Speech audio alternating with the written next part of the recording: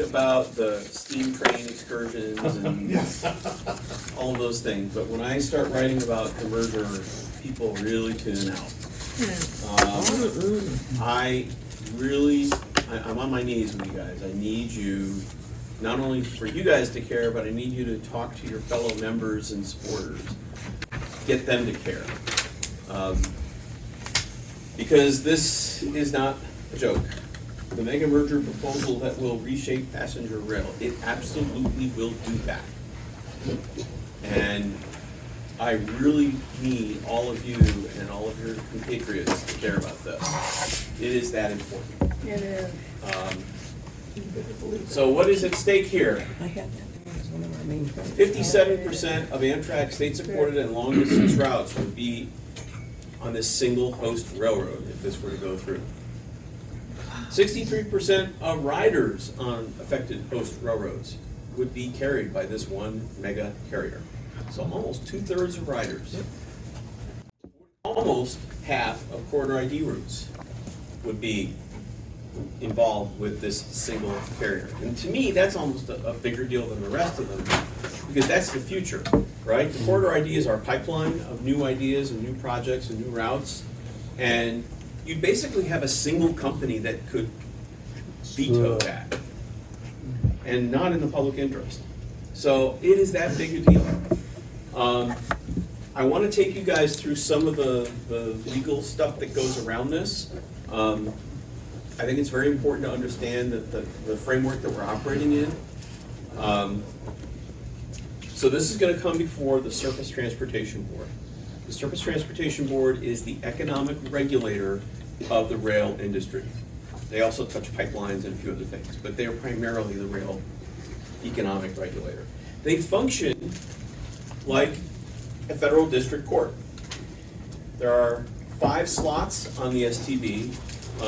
Currently, 3 of them are occupied. 1 person is about to be confirmed to join and become a 4th. But they're basically looking at cases, adjudicating cases, writing opinions, and those opinions they have the same force as that issued by a federal district court. If you want to appeal an STB ruling, which some people do, it goes to the Federal Circuit for the DC Federal Circuit Court of Appeals, and then to the Supreme Court.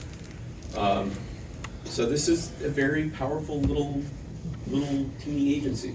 They're the ones who review mergers. Now, you'll hear us talk about this is the first merger under the new rules. Well, the new rules came out in 2001. That's new. It's a little weird. But when CP and Kansas City Southern merged a couple years ago, they were grandfathered in under the old rules. These 2001 rules were put in place because we went through a sort of merger mania. And when those mergers happened, it was a nightmare. Shippers, everybody was getting tangled in this stuff. Carloads just plummeted. People were not getting the service they needed. And people were coming to the STB and complaining about poor service and jacking up prices and all the rest. Traffic congestion, they tried to merge companies, dispatching systems. It was an absolute mess. And at that time, the STB looked at that and said, all right, no more mergers. We're going to do a moratorium on mergers while we write new rules. And that's exactly what they did. Moratorium on any merger proposal. And then they came out with these rules in 2001. This is going to be the very first transaction to be considered under those 2001 rules.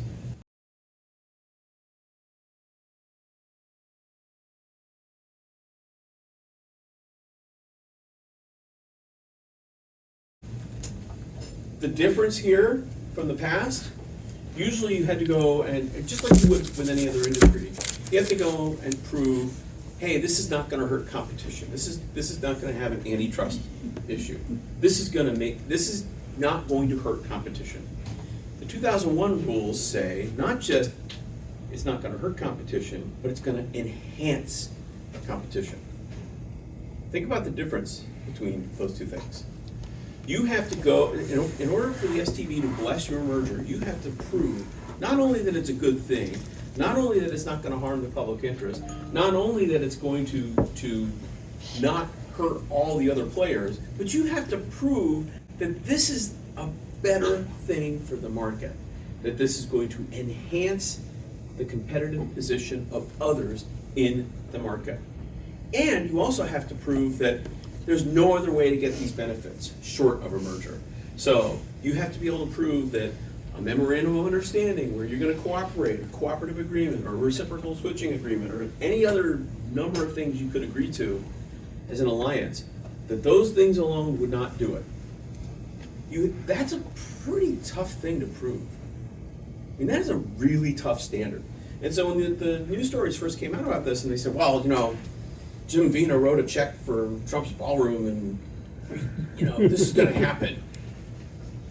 Guys, I'm not so sure. This is not a slam dunk. This is not a slam dunk. This is a really tough bar to meet. And the first time they filed, they clearly didn't meet it. Yeah.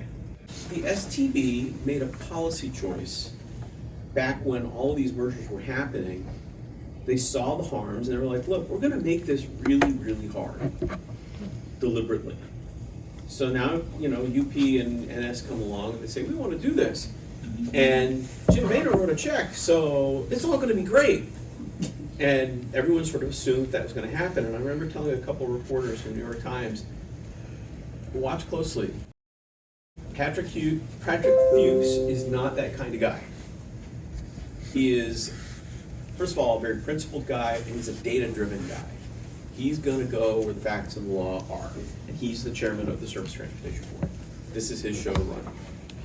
And sure enough, in Decision 6, which was the substantive decision where they rejected the application, they were like, no, it's not how we're going to play.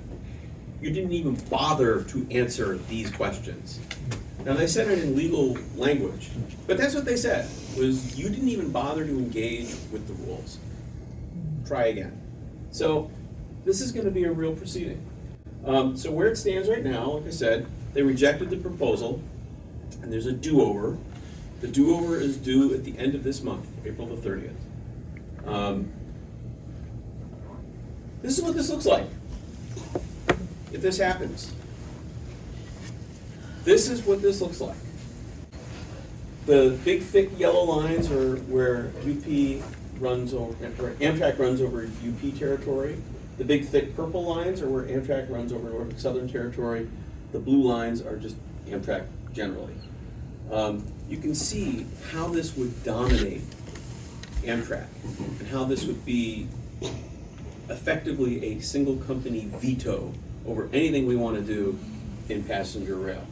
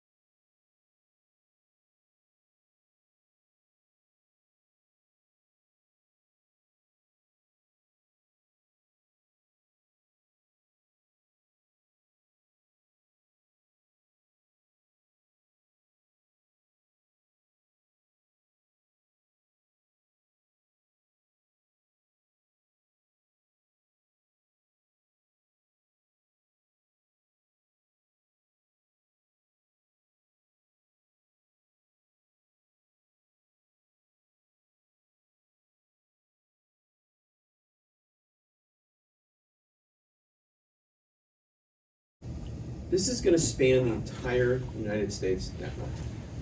And so the risk, 25 out of 44 Amtrak routes operate on UP or NS infrastructure today. And that's 11.3 million riders today. And as ridership grows, just like you said, they just had their best quarter ever, that's only going to get to be bigger. And nearly half of all the corridor ID projects are on this combined territory. So that's a big deal. What about late trains? Well, here's another issue. Union Pacific and Norfolk Southern were the two worst offenders when it comes to delaying trains. You don't have to read all these little numbers. Just look at all the red, and you'll see. Union Pacific and Norfolk Southern have each been dragged in front of either federal courts or had to answer to federal attorneys. And nothing concentrates your mind more than answering 45 pages of interrogatories from the DOJ. And they both had to settle. UP settled with Amtrak in order to avoid an STB ruling, which they were, I've learned since from people I know on the STB, they would not have liked how that was going to go. Norfolk Southern settled with the U.S. Department of Justice to settle preference and on-time issues on the Crescent. So these are two kind of bad actors when it comes to dispatching Amtrak trains, keeping them on the road on time. On-time performance on the Crescent has gotten a lot better, funnily enough. Again, having to do a deal with federal prosecutors has a way of changing your behavior, and it's an ongoing deal.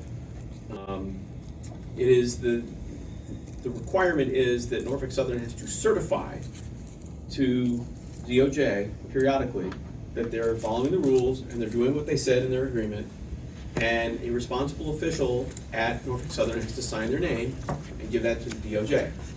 That's a great way to go to prison if you do that wrong. That is a really great way to find yourself in a jail cell. So that's a serious commitment.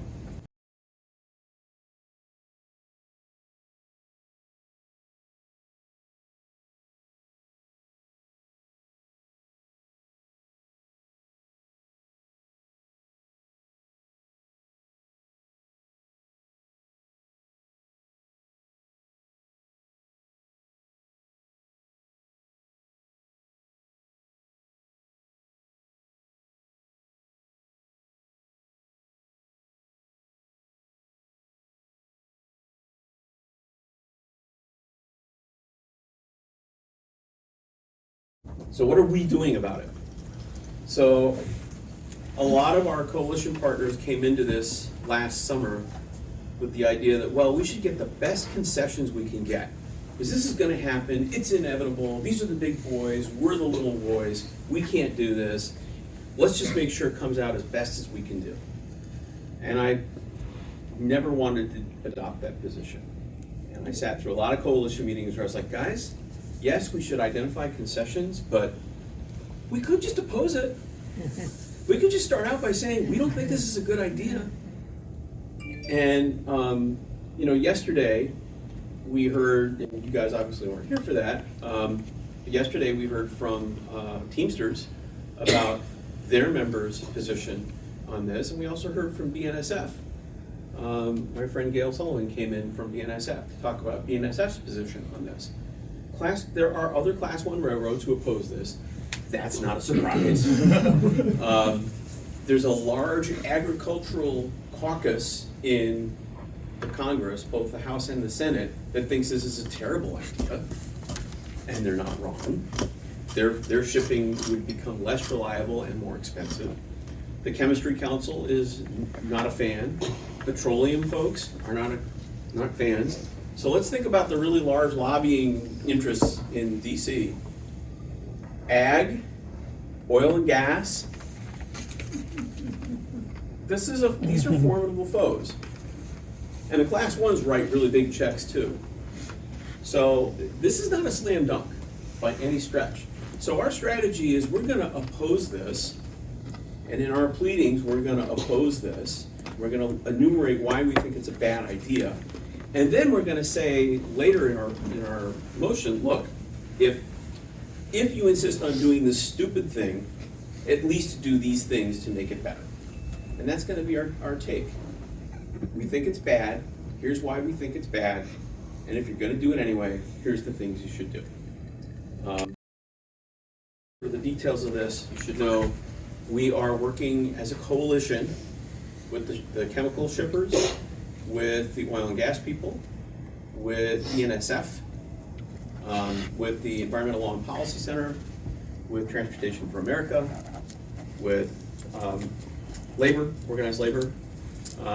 Labor's split. You have some of the unions are pro because, frankly, their price was pretty low. And I'll never understand why they didn't push harder. Smart is pro because they were promised that their members wouldn't lose jobs. Yeah, but all they did was they promised that the people who were employed right now wouldn't lose their jobs. It does nothing for the future jobs. It was dumb. It was dumb negotiating, but that's where they are. So we have union partners, we have the shippers, we have the chemical guys, we have oil and gas, we have some of the class ones, and we have people like us, ELPC and Transportation for America and so forth. We are formulating, every week we get together and we're continuing to sort of work through what our strategy ought to be, what our approach ought to be, what our arguments ought to be. I started this by asking our stalwart data team to go through the application and look at all the places where UP NS were asserting that there would be no harm. Now stop and think about this for a second. When we were trying like heck to get the Mardi Gras going, does everybody remember what that was like? Does everybody remember what the argument was against one train a day in each direction? Do we remember that? They didn't have the capacity. Didn't have the capacity. It was going to tie up the entire freight network of the United States and lead to economic ruin. Unless you give us how much money to build out additional infrastructure? Does anyone remember the number? $2 billion. Actually, $2.1 billion. We got to Mars for less than that. No joke. Yep. We got to Mars for less than that. So now in the UP NS application, you'll see phrases like, in this place, we're going to add 12 trains a day. We're going to add 7 trains a day. We're going to add 4 trains a day. And no, we can absorb that. It'll be fine. They couldn't do it with the Mardi Gras, but by golly, we can throw 10 trains a day in the spot and nothing bad happens. One of the things that Tanner has done for us, and I'm going to keep flagging this because I want you guys to understand the contributions that our volunteers are making here. Went through the filing, looking for all of those places where those kinds of claims were made. Our strategy is not to pretend that we're an operator. We're not. We're not a railroad.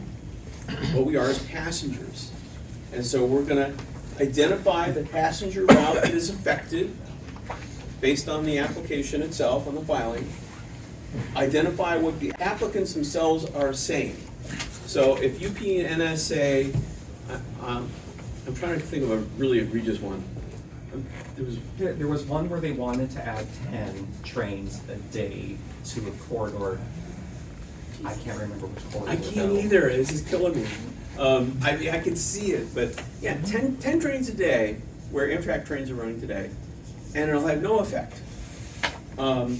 So we are flagging all of those things with Tanner's help and with the data team's help, and then we're going to ask the capacity question. We're not going to pretend to be able to answer it.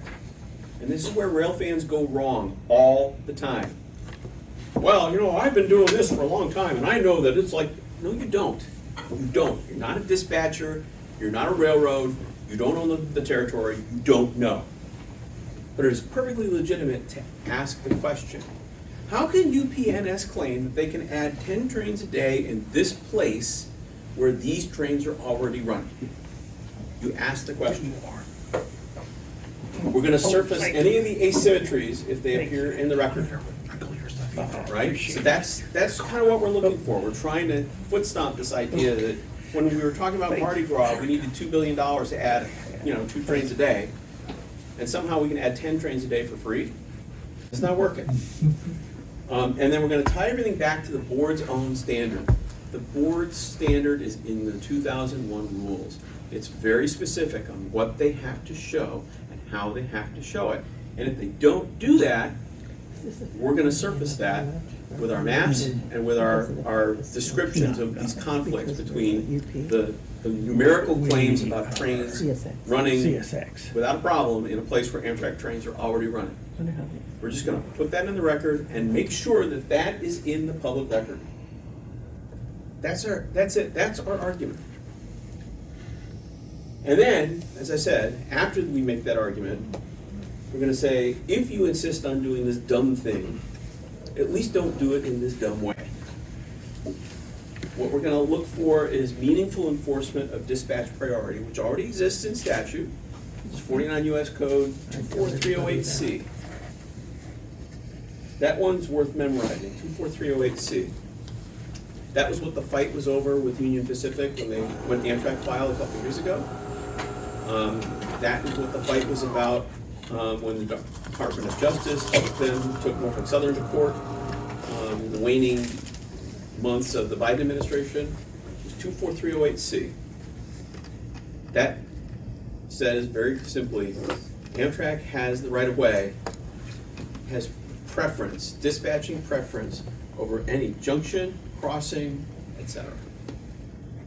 Unless it is physically impractical. It doesn't say at all times, no matter what. It says, you know, if there's a giant snowstorm or the track's washed out or whatever, we get that. But all things being equal, Amtrak gets to go first. And that has been on the books for decades. And that's what Norfolk Southern, and all of them really, been violating. And it was the first time ever that DOJ took someone, hauled them before a federal court. So the settlement terms that Norfolk Southern signed with DOJ basically was, I promise we'll be good boys and we will follow 24308C. I promise, I promise, I promise. And we all go, yeah, right, whatever. We've seen this. But like I said earlier, this is different. An executive at Norfolk Southern has to sign a piece of paper that he gives to the Department of Justice saying, I promise we really are doing this. And if you're not really doing this, that's a fantastic way to spend a lot of time in prison. That's a different kind of standard. Standardized modeling for additional frequencies and new service. Everything's a black box. Everyone's assessment of capacity and need and all that, they get to keep that secret. And this is what happened with the Mardi Gras. To the point where the Federal Railroad Administration paid for additional RTC modeling, and then, and then they wouldn't share it with them. FRA couldn't get their own data back. It was crazy. Recipe, something that says, this is the kind of thing that we accept within the four corners of this standard. And then guarantees around good faith efforts for passenger route expansion. So what does that mean? You don't get to drag your feet. If UP and NS get together and become this giant behemoth, they don't get to drag their feet. They have to, as a condition of the merger, they have to be required to play nice and to be transparent and to make good efforts on helping us plan new routes. So, dispatch priority. I wanted to put this little graphic up because that is directly from the Department of Justice. That's the Trump administration Department of Justice's position on dispatch preference. Americans traveling by train are entitled to trips free from delays caused by railroads failing to give Amtrak preference over freight trains. The settlement reached today, as well as Norfolk Southern's improved performance on Amtrak's Crescent route, demonstrates the Department of Justice's commitment to protecting everyday American train passengers. That is pretty extraordinary. We've been having this fight since 1978. That is pretty extraordinary. So, Norfolk Southern already signed up to that deal. We think the terms of that deal should extend. If you're going to be part of a larger company, the successor company has to own the terms. Seems very reasonable.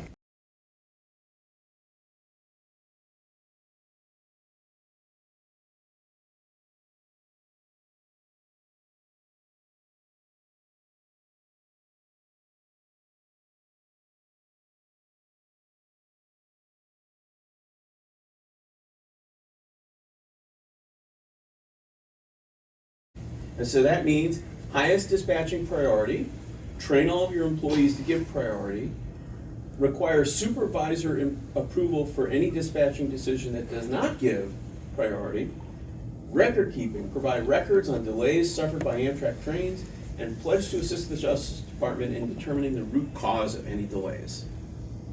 That's pretty tough. And that's what we want to see.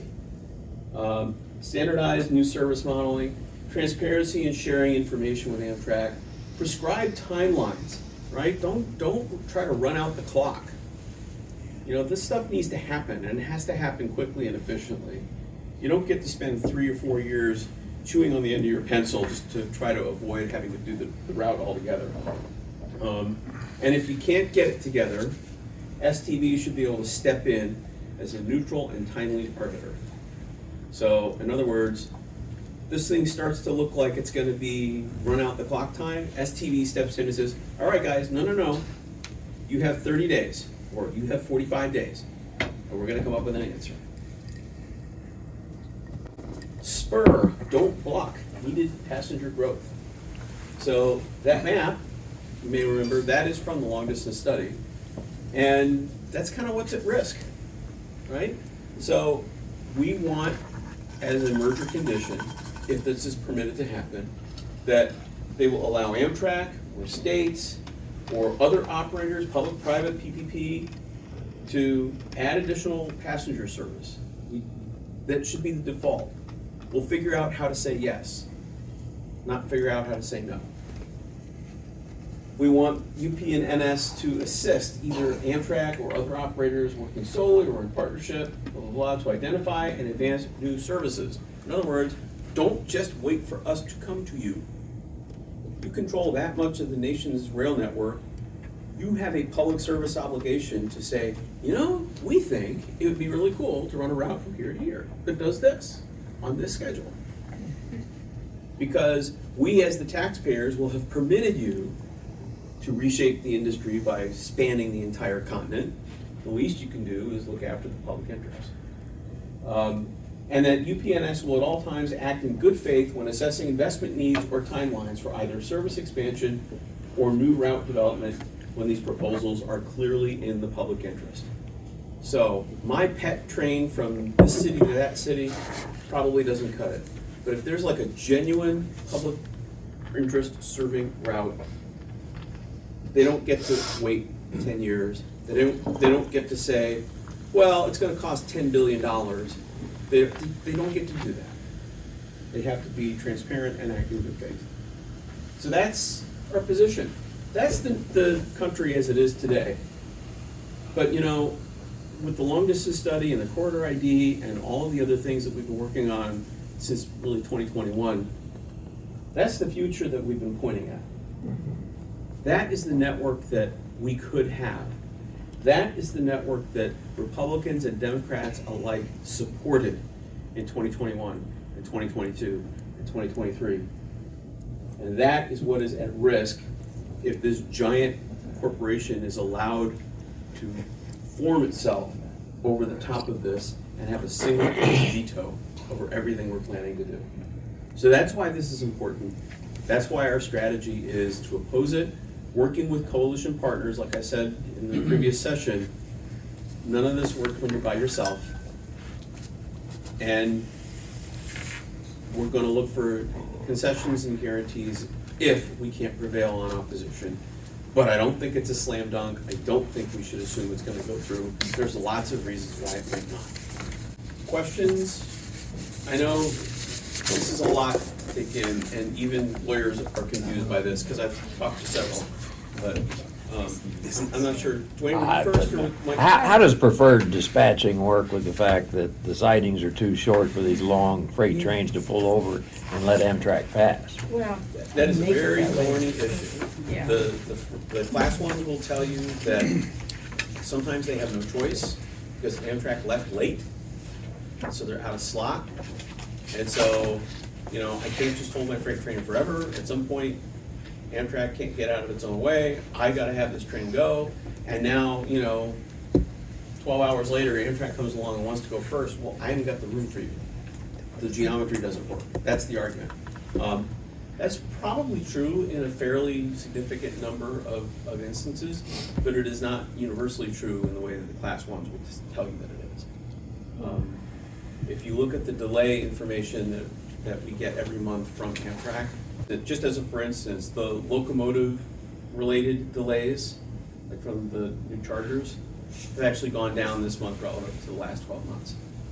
They're still high, they're still higher than they ought to be. They're about 51 delay minutes per 10,000 train miles. But that's down from where they were. And when you're talking about aggregates of like, 3,000 or 3,500 minutes of delay per 10,000 train miles, those 50 minutes from the chargers is like, okay, it's there, it's a factor, but it's not everything.